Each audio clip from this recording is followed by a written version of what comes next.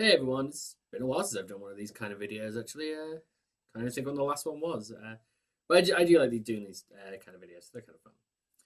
So I just got finished watching the first episode of the Flash TV series again. I watched it last week, so almost immediately after it was on, and I watched it now. And I thought, well, I'll watch it again. I'll do this video in preparation for the next episode, which on the UK TV at least is airing tomorrow night.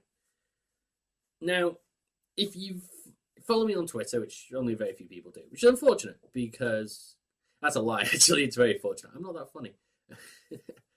But if you follow me on Twitter when I was watching the original Arrow series, and then if you see my first of the season episode for Arrow, you'll know I didn't like that show very much. I really, really didn't try. I found the main character too irritating. A lot of it felt very. It just didn't click with me. There's something about that show that doesn't work. So, obviously, once I've watched the Flash TV series, you'd wonder what I would think of that, because it's from the same people. Funnily enough, I actually like it far better than the Arrow TV series, mainly because, first and foremost, the main character is not a whiny annoyance. He is not continuously complaining about his life and about how hard everything is, and that, to me, was a breath of fresh air. That was the thing with Arrow. I could not stand their version of Oliver Queen, who just seemed like a whiny git. At least this one, he seems fun. He seems lovable. He feels like the sort of Barry Allen from Justice League, the animated series, which I know is Wally West. I think, wasn't it? I can't remember now. Was that? No. Or was he voiced by Billy West? Either way, the one from Justice League. It feels a little more like that. It feels a little snarky, times a little, comedic in comparison. And the episode overall, I don't know how to put it, but the first time I watched it through, I enjoyed it more. And the second time I watched it, I was looking at stuff a bit more. I was sort of inspecting it more. And just, there's some parts where I really don't like. There's some parts I really don't like, but there's some parts I really did like. And it bounces back and forth. The things I really don't like is how quickly, as the puns that are going to spew from my mouth now as I'm speaking, how quickly and how speedily they set it up. That's what I really don't like. I don't like how at the end of the episode he's known by one of the cops, so that's sorted. He's got a team. He's got his suit. He's got his name. Everything is so quickly set up by the end of that first episode, and I think that's the problem. They were trying to establish everything very quickly so they could jump into telling the rest of the story. I think that's a bad idea. I do. I don't think that was a good idea. I don't think it was a good choice. Because if you're trying to speedily tell something like that, you can't build upon it. I do feel like the first episode could have been, he gets approached by Star Labs. They say, we can help you. We'll study you and we're trying to do all this stuff. And they could have done the first episode with him struggling to deal with this, struggling to deal with his powers and to fight against the guy whose name I can't remember because it's only said about 3 times in the episode, but I want to call him Weather Wizard because we know he's Weather Wizard, just without the stupid costumes. Flash's Rogues Gallery has some of the greatest sort of ridiculous costumes. It really does. But that's the thing, it felt too quick. It felt so quick with how they were just, oh yeah, we're going to help you now. And oh look, we just happen to have this suit that you can wear. And I've been building it for this one purpose, but here it's an entirely different one. It's just, why? Why did you have to set up everything so quickly? Why not have at the end of the episode, he goes back to him and says, okay, yes, I admit it. I need your help. I can't do this on my own. That would have worked. A level of humility to the main character would have been great. He understands the idea that he might be able to do this on his own, but he can't do it half as well as if he had everyone helping him. It's a good message. It's a good idea. And the problem is even his team feels very familiar. It feels very like the 2 scientists are very Fitz and Simmons from Agents of S.H.I.E.L.D., really. There's a slight nerdy side to them, especially the guy. Fuck me. Tone that guy down, please. It just bugged the crap. It bugs me.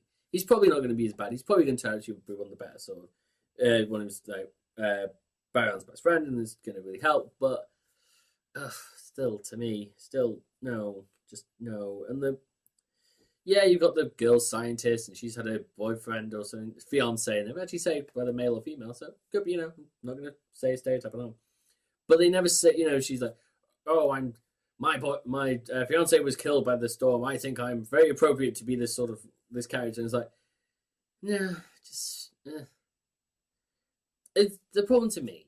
The problem to me, I always feels, is that all of the stereotypes are there. There's a lot of maybe not so stereotypes so much as archetypes. There's a lot of very specific archetypes you get here, here, and here, and you can just see them, and you've seen them so many times in other things. They are nothing new, and I don't know if that's just due to what the show is, due to the design of it.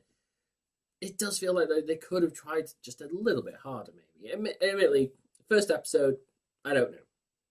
Maybe the characters will grow. Maybe they'll get better. I don't know. And then, I don't know. It feels very like they're copying off Arrow a little with some of the things. Like there's a whole mystery surrounding the main character's parents have been killed. That one and stuff like that. I don't know. It feels like they've taken a little from the Arrow playbook, especially with the whole. His love interest is dating someone else, and he's sort of really pouty about it. I mean, that bugged me. That really did. Because at that point, you were copying Arrow. You were copying it to a T. It's like, oh, we've been dating because you weren't around, and it's all this stuff. And I'm like, I don't care. Feels so similar. And then you've got the the guy who played. All I can think of is Dan from JD's brother from Scrubs. I don't know what his name is. So he's in my head. He's either now Dan, JD's brother from Scrubs, or whatever, the Ranger Smith from Yogi Bear, because he was in that. And he's okay. Really, it's really that end reveal. Fuck the end reveal. He's like, he stands up and, oh my god, he's not actually in a wheelchair. He's not actually paralyzed. Like, I kind of worked that out. It didn't feel like a reveal. It felt like a moment you go, yeah, that's kind of obvious because he seems mildly suspicious. It's just, he's the head of the whole thing. So yeah, if he's not got something evil to do with it, it wouldn't be a surprise. It'd actually be more surprising if he turned out to be good. That's actually the big surprise. I do like one of the things I have really enjoyed was the references, the little subtle references, which was something I didn't remember in Arrow as much. I didn't feel like they were dropping that in. I get that maybe, just maybe, what they're trying to do is they're trying to build out that world. They're trying to do like Marvel is currently with their films and say, oh, well, this is linked to this and this is linked to this, so that this is then linked to this. And I like that. I like that idea. It's a clever idea. Because you've got stuff like that, and newspaper says stuff, has a thing of Wayne Tech and Queen consolidated merger, and that's quite clever. You've got the cage they show that says Grodd on it that's been broken open, so there's references there. There's the airstrip they go to when they're testing out his powers, and that's Ferris Air. I do like that. I like that they are going, well, look, we've got a bit of a bigger world. I don't know what they're going to do with it. That's my question. What are they going to do with it? And it'll be interesting to see.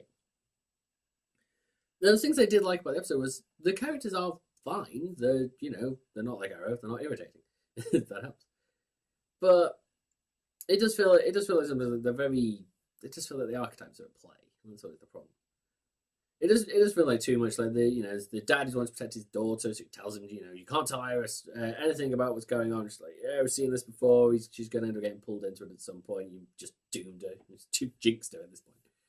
Then you've got the sort of the pretty boy detective who, if I'm right, and I really hope I am, because I like being right about this stuff, because it makes me feel smarter than I am. Because usually I'm not. If I'm right, and they said, I couldn't tell what the pretty boy cop's last name was, but I think it was Thorn. And if it's Thorn, then he's going to turn out to be a bad guy, and he's going to turn out to be affiliated with the mob. Because in the original Batman series, one of the crime bosses was called Rupert Thorne. And so I'm just wondering if that's the reference they're going to make there. I don't know. It might be, it might not be. That might just be a wild coincidence, and I just have to have picked up on it. Who knows? The episode's good. I like the episode. It just did feel like everything was going too quickly. Everything gets really set up and compressed. Like you don't really have the time of him getting to grips with his powers. It's just that by the end of the episode, he knows what he can do, and it's what's the point? What's the point of having that situation? What's the point of having this whole like building up of his powers just to then say, oh well, I've now got complete control of them at the end of the episode? It seems a little. It does seem too quick. That is the issue. Everything gets set up, and I think that's the weak point of it. I think they could have spread out maybe that setup of him discovering his powers and gaining a team and gaining the trust of one guy in the police over a couple of episodes. They could have done that better, string that along a little, because there's a lot of convenience in that. Like they just happen to have this stuff, and this helmet just his sort of hood thing happens to blow off at the end. That then reveals his identity to the guy, and he doesn't try to like get away or anything to hide it, just in case, that sort of way.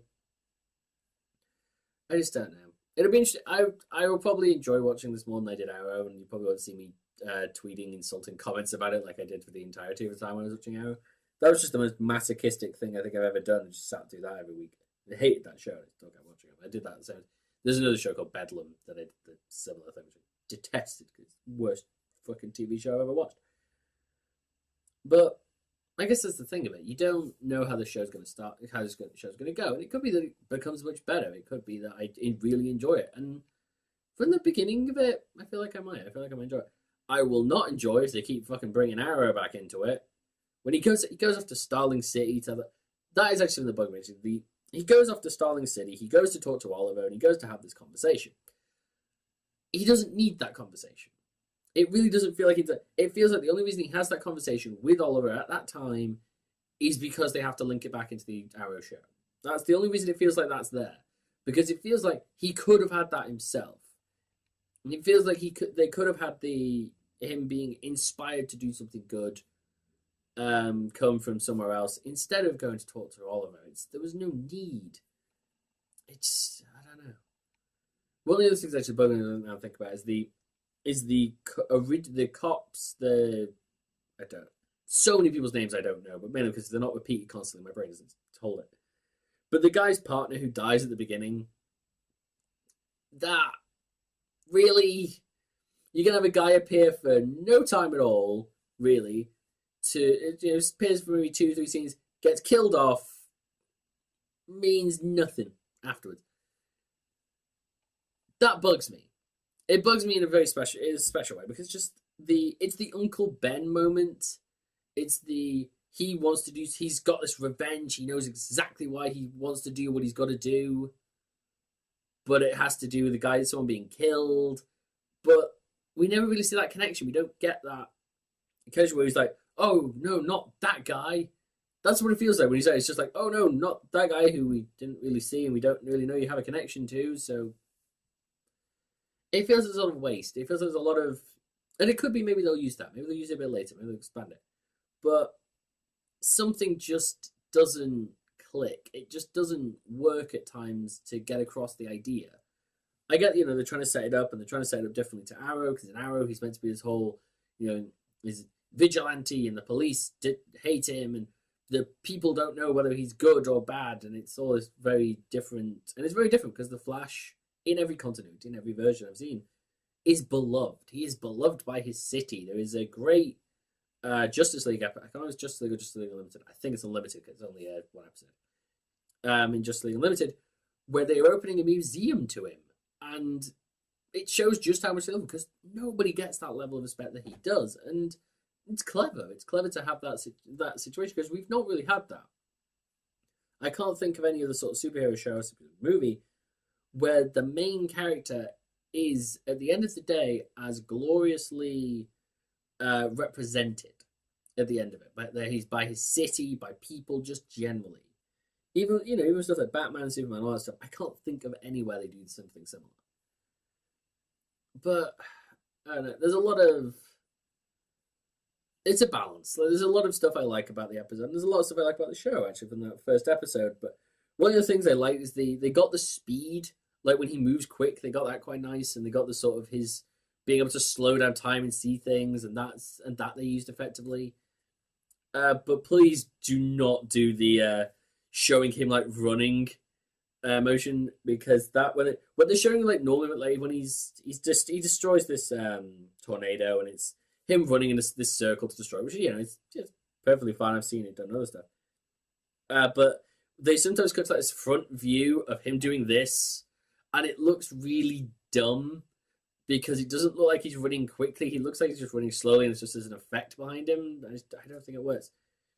I actually felt like one of the things they didn't need, and this is going back to the him having a team too quick. It feels like they brought in him having a team so that he would then know where the bad guy was towards the end of the episode. That's what it feels like. Because they have that whole, it's like, oh, well, I've just changed the satellites to track the atmospheric pressure and whatever she says. She does something to the satellites. I remember that, and that's how she finds the drop in pressure, and that's where she knows what is going to happen. Why didn't, when we're at the beginning of the episode, and I hope they bring this in more because this was something like at the beginning of the episode, we've got that he is obviously intelligent. He was able to he knew the tire tread he knew about the tire tread. He knew what sort of make and model the car was going to be. He was able to use the knowledge and sort of forensic science that he has to investigate. Why didn't they use that? Why didn't they use that part of him that is obviously far smarter and far more intelligent than maybe some of the people are, to show that that's how he tracked the bad guy, that he used, he figured it out. He worked out, oh, well, this guy controls the weather and he keeps making these tornadoes, and I know he keeps doing it. So all I have to do is use something that will that will find the change in pressure, the change in the weather. Surely, you'd figure he'd have something similar to that. And it feels like a waste. It feels like there's some stuff that's brought up that maybe isn't as used, and I'm sure it will be used in other episodes. I don't imagine they're going to go, oh yeah, that's never going to be mentioned again, because it was far too specific. But it feels like you should have that side of it, because it feels like that maybe is the area we've been missing out. Like in the Batman movies, he's not really much of a detective, and that's usually one of the major things of Batman. Whereas stuff like the Arkham Asylum games and the Arkham City and probably the Arkham Knight when that comes out in a while, they all focused on that fact that the detective side, the working it out, the tracking, the finding chemicals and following trails, stuff like that. It feels like maybe we needed that more in the episode than instead of the just he's where he is and they just like, oh yeah, well I figured this out straight away and this is how it's going to be and this is where it is. Just that's maybe focus a little more on your main character just for the first episode, then expand. Let it flow out slowly. Let us just focus on this guy's, because he seems very calm. He's normal people might be freaked their hell out by suddenly gaining superpower and being able to move at ridiculous speeds.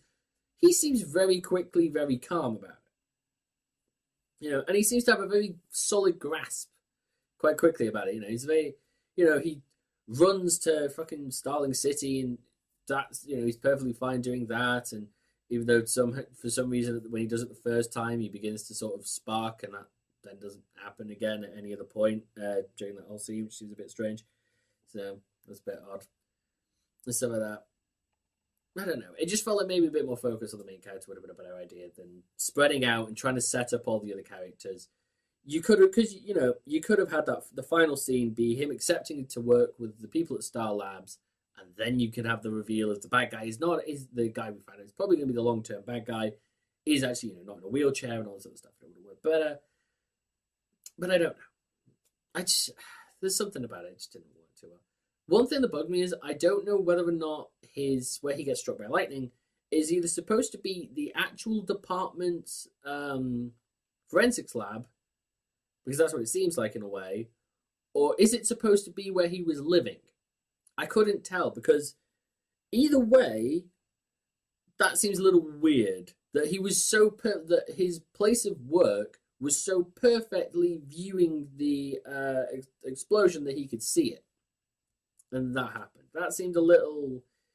It seemed a little convenient in that regard. I don't know. Maybe not. Maybe when you consider it, maybe this thing was intelligent enough or something. I don't know. It just, if it's not and that's his apartment, then I question what the fuck he has in his apartment. But I hope that. But that's something that maybe will get cleared up in another episode.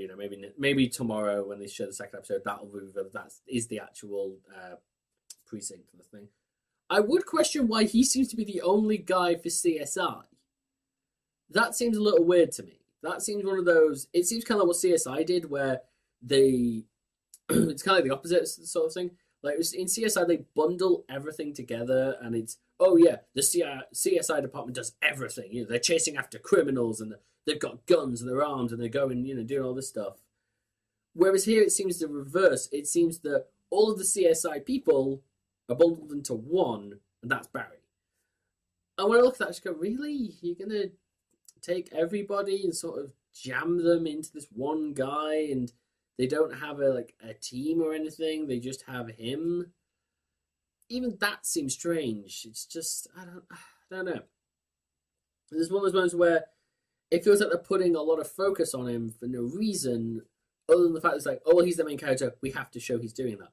Why not show that he's maybe respected by his peers? That the people who work with him know that he is impressive. I mean, we get that with the cops at the beginning to a degree, because we get with you can see the father figure cop.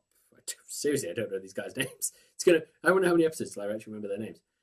Because you get the father figure cop is as soon as Barry starts spouting off all about the car, about the stuff, he doesn't seem surprised. He's like, yeah, here he goes again. This is good. It's wonderful. He's proving why he's here.